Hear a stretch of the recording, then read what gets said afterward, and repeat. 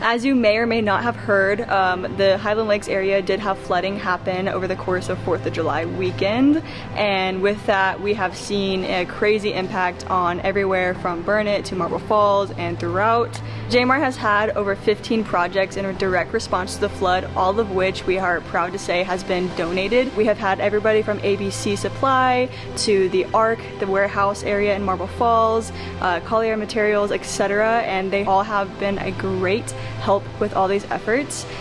We took 2 truckloads to Kerrville, probably a truck and a half to the Marble Falls area as well. Jmar approached me about donating shingles to a family that had a house that was affected by the flood as well. So this past week we donated the shingles to help roof that house for the family that was in need. 4 de julio nos llovió muy fuerte.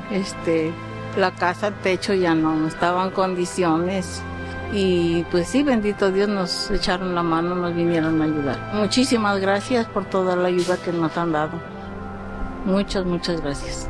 At this time, we are rebuilding 125 homes, either repairing or rebuilding, and we have 325 other cases that we are handling. We want to thank Jmar for their unbelievable sacrifice to come help us with the roofs, because we can't repair the homes until the roofs are done. They have completed 15 jobs at this point and have another 15 in their pipeline. Seeing this reality has been really hard for all of us, but seeing the opportunity that has given us to help them has been a blessing. We could have not done this without all the help and support of single people that just showed up and said, we're gonna come and help, families that came and said, we're gonna help.